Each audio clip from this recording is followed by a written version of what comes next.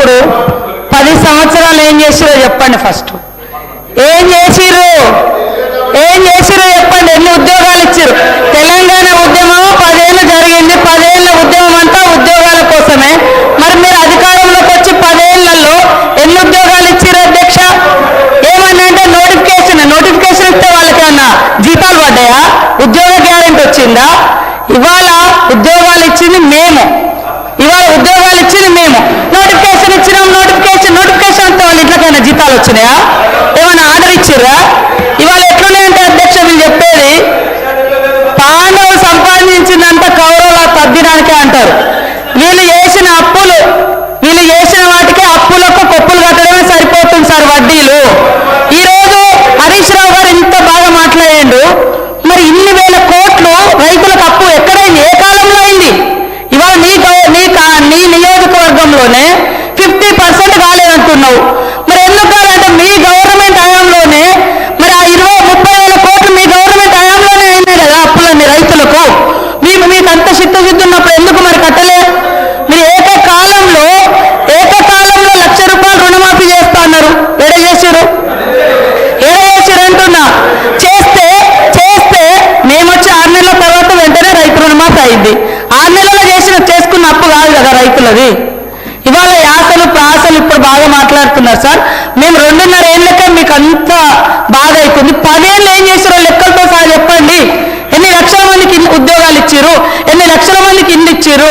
ఎన్ని లక్షల మందికి రుణమాఫీ చేసిరు? ఎన్ని లక్షల కోట్ల రుణమాఫీ చేసిరు? అవన్నీ చెప్పాలి కదా. అవి చెప్పకుండా ఎంతసేపు మేము గొప్ప. మీరు గొప్ప అయితే మీ సొంత నియోజకవర్గం రైతులే అనేక మంది మీ హయాంలోనే చాలా మంది చనిపోయారు. అదేవిధంగా ఇప్పుడు మీరు చెప్తున్నారు ఇన్ని వేల కోట్ల అప్పు ఉంది మీ నియోజకవర్గంలో అని. మరి ఎందుకు చేసుకోలేకపోయారు అధ్యక్ష? ఫైనాన్స్ మినిస్టర్గా ఉన్నారు, మీ గవర్నమెంటే ఉంటుంది. ఇవాళ కేవలం రాళ్ళేసుడు.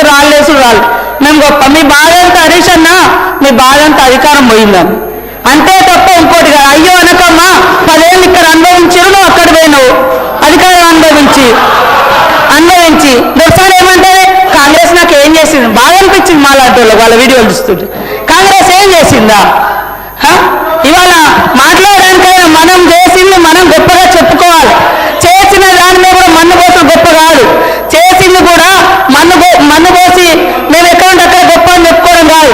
ఎస్ మా హయాంలో నేను ఉన్నప్పుడు కదా చేసిన, ఇప్పుడు చేయలేకపోయినాం అని చెప్పుకోవాలి. కానీ సీటు మారగానే చరిత్ర అంతా చేంజ్ అయిపోతుందా అధ్యక్ష? చేంజ్ అయిపోతుందా? అట్లా ఉంది. కాబట్టి వాళ్ళ బాగా నిజంగా ప్రజల మీద ఉంటే 10 ఏళ్ళు వచ్చే టైం మీకు. మరి ఇవన్నీ మీరు చేసి ఉంటే మేము ఇవ్వాల్సిన పేదరికం ఇంతెందుకు? మేము ఇవన్నీ చేస్తామని ఎందుకు ఒప్పుకునే వాళ్ళం? మీరు చేసిన అప్పులన్నీ కూడా ఇవాళ అప్పులకు వడ్డీలు ఇవే సరిపోతున్నాయి. అయినా మేము చేస్తున్నాం.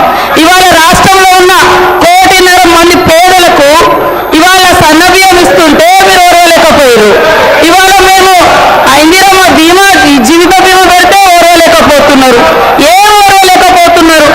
బాధంటే మీకు బాధ ఉంది తప్ప పేదోడికి ఇల్లెత్తే మీకు సంతోషం లేదా? మీరు రైతురి మీరు ఎన్ని ఇళ్ళు ఇచ్చే 10 ఏళ్లలో ఎన్ని ఇళ్ళు ఇచ్చి చెప్పండి. మేము ఈ 2 ఏళ్లలో ఎన్ని ఇచ్చినా మేము చెప్తాం. మరి చెప్పకుండా కేవలం మట్టి పోసుడు దుమ్ము పోసుడు కాదు. మీరు చేసే చెప్పుకుంటూ మేమేం చేయాలో అది చెప్తే బాగుంటుందని కోరుతా ఉన్నా అధ్యక్ష. హరీష్ రావు గారు అధ్యక్ష, ఇప్పుడు ఆ రోజు మేము బడ్జెట్